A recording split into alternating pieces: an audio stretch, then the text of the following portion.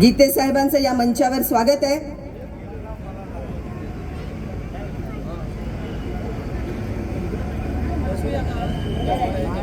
आपण हे समजून घेत होतो की ही निवडणूक महाराष्ट्रासाठी अटीतटीची का आहे. गेल्या 2.5 वर्षात आणि 2019च्या आधीच्या 5 वर्षात महाराष्ट्रामध्ये जे जे काही घडलं ते आपल्या समोर आहे. त्याच काळात नोटबंदी घोषित करण्यात आली. आपण सगळे लाईनीत उभं राहून नोटा बदलल्या. त्या लाईनीमध्ये कितीतरी जणांचे जीव गेले. पाठोपाठ कोविड आला, करोनामध्ये शेकडो लाखो करोडो मजुरांची वाताहत झाली. रोजगार बुडले. मजूर चालत हजारो किलोमीटर आपल्या गावी गेले. पण ज्या सरकारला पाझर फुटला नाही अशा सरकारला सत्तेतून पाय उतार करण्यासाठी केंद्रामध्ये जे बसलेलं आहे आणि आता गेल्या 2.5 वर्षात आपल्या राज्यात जे बसलेलं आहे, अशा बेपर्वा मस्तवाल अशा सरकारमध्ये बसलेल्या शक्तींना आपल्याला पाय उतार करायचे सत्तेतून. यासाठी ही महत्वाची निवडणूक आहे. या गेल्या 5 वर्षात जे घडलं त्याच्यामध्ये मागच्या 2.5 वर्षापूर्वी 2 पक्ष या राज्यात फोडण्यात आले. 2 पक्ष फोडले गेले आणि आपले उपमुख्यमंत्री देवेंद्र फडणवीस अभिमानाने सांगतात, मी परत आलो पण 2 पक्ष फोडून आलो. अरे लोकशाही व्यवस्थेत आहात तुम्ही. या लोकशाही व्यवस्थेमध्ये विरोधी पक्ष जिवंत राहणं, मजबूत होणं हे लोकशाहीचं लक्षण आहे. लोकशाही टिकवण्यासाठी ते आवश्यक आहे. पण तुम्ही पक्ष फोडले आणि नुसते पक्ष फोडले नाहीत, त्या दोन्ही पक्षांच्या निशाण्या पळवल्यात, आमदार खासदार पळवलेत. शिवसेनेचे तर पक्षप्रमुखांचे वडीलच पळवून त्यांच्या नावाने तुम्ही प्रचार करताय. ही नादानीची गोष्ट आहे, ना मर्दुमकीची गोष्ट आहे. या सगळ्या अन्यायाच्या विरोधात शिवसैनिक तर पेटून उठेलच. आम्ही शिवसैनिक नाही, मी कोणत्याही राजकीय पक्षाची नाही, कोणत्याही राजकीय पक्षाची सदस्य नाही. पण आम्हाला हे बघवत नाहीये. भारतामध्ये डॉक्टर बाबासाहेब आंबेडकरांनी दिलेला संविधान हा गोरगरिबांचा, कष्टकरी समाजाचा, शेतकऱ्यांचा, कामगारांचा, सर्व धर्मीयांचा, अल्पसंख्याकांचा जगण्याचा आधार आहे, महिलांचा जगण्याचा आधार आहे. हे संविधान हा भारतीय जनता पक्ष आणि महायुती संपवायला निघाले आहेत. म्हणून आम्ही उभे आहोत. आम्ही संविधान सैनिक आहोत, आम्ही शिवसैनिक नसलो तरी.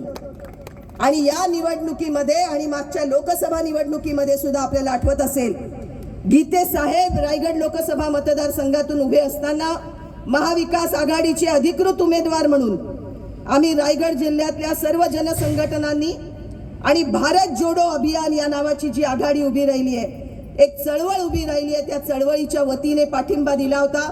आजही तोच पाठिंबा द्यायला आम्ही इथे हजर आहोत. लोकांना असं वाटेल की हे आता पक्षात गेले की काय. नाही, आम्ही कोणत्याही राजकीय पक्षात गेलो नाही.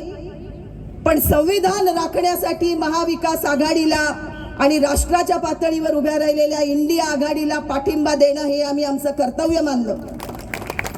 कारण संविधानातले पहिले शब्द आहेत, आम्ही भारताचे लोक. तुम्ही आणि मी सामान्य नागरिक. आपल्याकडे सत्ता नाही, खुर्ची नाही, पैसा नाही, पण आपण सामान्य भारताचे लोक. त्यांना संविधान अर्पित केलेलं आहे. देवाला नाही, धर्माला नाही, महान पुरुषांना नाही, आपल्याला. आणि जेव्हा संविधान तुडवलं जातं तेव्हा आपली जबाबदारी आहे, जी बाबासाहेबांनी आपल्या खांद्यावर सोपवली, की तुम्ही भारताचे लोक जर झोपलात, बेसावध राहिलात, तर हा जो देशाचा पाया असणारं संविधान आहे ते इथले राज्यकर्ते तुडवल्याशिवाय राहणार नाहीत. हा इशारा बाबासाहेबांनी तेव्हा 1950 मध्ये दिला. आपण आता संविधानाचा अमृत महोत्सव साजरा करणार आहोत. पण तोपर्यंत जी वाट संविधानाची भारतीय जनता पक्षाने आणि महायुतीने लावलेली आहे त्याच्या विरोधात झगडण्यासाठी आम्ही उभे आहोत. लोकसभा निवडणुकीमध्ये रायगडमध्ये जरी यश मिळालं नाही तरी महाराष्ट्राने प्रचंड मोठा दणका भारतीय जनता पक्षाला आणि मोदी है तो मुमकिन है असं म्हणणाऱ्या पक्षाला दणदणीत दणका दिला, याबद्दल तुमचं सगळ्यांचं मनपूर्वक अभिनंदन. महाराष्ट्र, उत्तर प्रदेश आणि पश्चिम बंगाल 3 राज्यांनी मोलाची कामगिरी बजावली. आपलं गाणं आहे जय जय महाराष्ट्र माझा, गरजा महाराष्ट्र माझा. त्या गाण्यातली एक ओळ आहे, दिल्लीचेही तख्त राखीतो महाराष्ट्र माझा. पण आपण त्या निवडणुकीत हे घडवून दाखवलं की दिल्लीचेही तख्त हलवितो महाराष्ट्र माझा. आणि म्हणून आज दिल्लीतलं सरकार 2 कुबड्यांवर उभं आहे. साधं बहुमत पण मिळालं नाही, 400 पार मिळवणार अशी घोषणा करणाऱ्या मोदींना आणि भारतीय जनता पक्षाला साधं बहुमत मिळवता आलं नाही. 240 वर ते अडकले आणि आता 2 कुबड्यांच्या आधारे हे सरकार उभं आहे. तिथे दणका दिला म्हणून आता महाराष्ट्रावर सगळ्यांची नजर आहे. कुठल्याही प्रकारे महाराष्ट्राची सत्ता गमवायची नाही अशा इराद्याने महायुती कामाला लागली आहे. कारण महाराष्ट्रात त्यांचं एटीएम आहे. एटीएम समजतं ना, मशीन मध्ये कार्ड टाकलं का पैसे काढता येतात. ते एटीएम कार्ड जे असतं ते कार्डच महाराष्ट्रात आहे. कारण महाराष्ट्र तिजोरीमध्ये सर्वात जास्त भर घालतो. महाराष्ट्रामध्येच मुंबई आहे जी देशाची आर्थिक राजधानी आहे. आणि म्हणून ते महाराष्ट्र त्यांना सोडायचं नाहीये. त्या महाराष्ट्रावर कब्जा मिळवायचा या हेतूने येन केन प्रकारेनं ते कामाला लागलेत. साम दाम दंड भेद सगळं वापरतायत. आणि म्हणूनच बहिणींनो, लाडक्या बहिणीचा डाव त्यांनी खेळलेला आहे. इथे कितीतरी बहिणी आलेल्या आहेत. लाडक्या कोण कोण आहेत जरा बघूया. 7,000 रुपये मिळाल्या ना. ते कुठून मिळाले? फडणवीसांच्या खिशातून आले, मुख्यमंत्री शिंदेच्या खिशातून आले, कुठून आले? आपलेच पैसे आहेत ना. आपलेच पैसे, सरकारकडे आपला पैसा जातो. आमचेच पैसे आमच्याच वर उधळता आणि त्याचं क्रेडिट तुम्ही घेता. आणि निवडणुकीच्या तोंडावर हे जर देणं शक्य होतं तर आधी का नाही दिलं? 7.5 वर्ष तुमची सत्ता होती तेव्हा का नाही दिलं? आता निवडणुकीच्या तोंडावर 1,500 फेकले.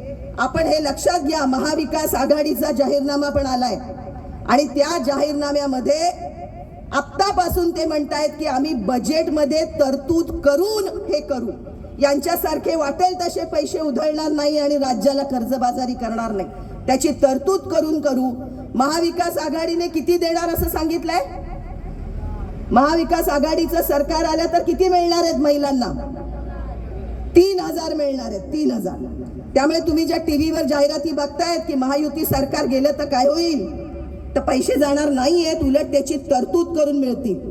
लाडक्या बहिणींनी हे लक्षात घ्यायचं आहे की आमच्या बदलापूरमध्ये 3-3.5 वर्षाच्या मुलीवर अत्याचार झाला.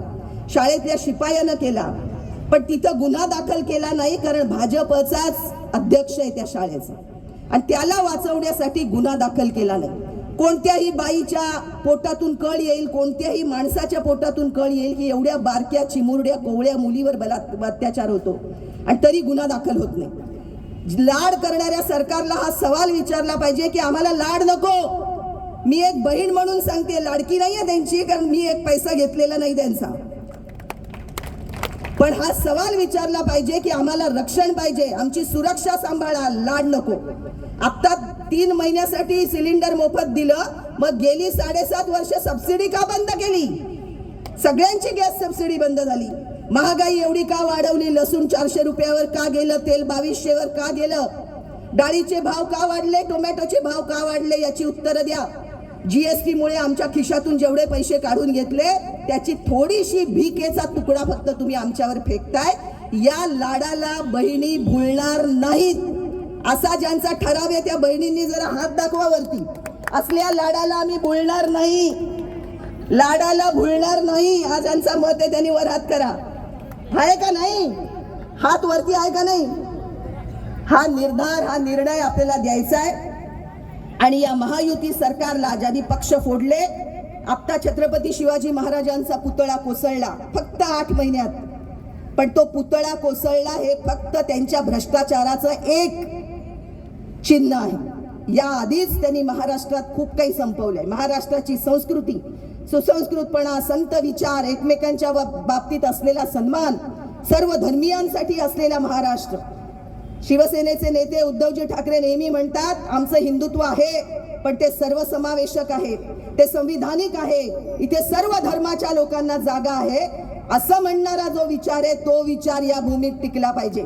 फक्त हिंदू मुस्लिम करत दंगे लावणाऱ्यांचा विचार आम्ही या देशात चालू देणार नाही, या महाराष्ट्रात चालू देणार नाही. कारण हा संतांचा महाराष्ट्र आहे, छत्रपती शिवाजी महाराजांचा महाराष्ट्र आहे, शाहू महाराज, फुले, डॉक्टर बाबासाहेब आंबेडकर, सावित्रीबाई या सर्वांचा हा महाराष्ट्र आहे. तो आम्ही अशा विकृत शक्तींच्या हातात दाऊ देणार नाही. आणि म्हणून जो आग्रहनामा आम्ही आता प्रसाद भोईरांना दिलाय आणि या आधीच माननीय उद्धवजींना, माननीय शरद पवारांना आणि माननीय नाना पटोलेंना सादर केलाय, त्या आग्रहात आम्ही असं म्हणतोय की आम्हाला घडवायचा आहे आता नवीन महाराष्ट्र. आणि म्हणून या निवडणुकीतून आम्ही सगळा फिरवून दाखवणार आहोत, बदल घडवून दाखवणार आहोत. कारण आम्हाला हवा समृद्ध महाराष्ट्र, स्वाभिमानी महाराष्ट्र, समतावादी महाराष्ट्र, सुसंस्कृत महाराष्ट्र, संतांचा महाराष्ट्र, सर्वांसाठी महाराष्ट्र आणि संविधानिक महाराष्ट्र. तेव्हा या महाराष्ट्रासाठी आपल्याला मतदान करायचंय, हे लक्षात घ्या. आपलं ध्येय खूप मोठं आहे. तेव्हा आपल्या विचाराचा जो आवाका आहे तो जरा वाढू द्या आणि या विचाराने आपण मतदान करायला उतरूया. मशाल आपण आत्ताच पेटवली आहे, हे गाणं कायम डोक्यात राहू द्या. उषक काल होता होता काळ रात्र झाली, अरे पुन्हा आयुष्याच्या पेटवा मशाली. आणि त्या मशाली घेऊन आपल्याला आपल्या कानाकोपऱ्यात जायचंय. आज आलेल्या सर्व कार्यकर्त्यांना, सर्व पक्षीय कार्यकर्त्यांना, सर्व जन आंदोलन संघटनेच्या कार्यकर्त्यांना हे आवाहन आहे की एकही आदिवासी वाडी, छोटं गाव, पाडा सुटू देऊ नका. सगळीकडे आपल्याला पोचायचंय, हा विचार घेऊन पोचायचंय आणि या महाराष्ट्राला वाचवायचंय.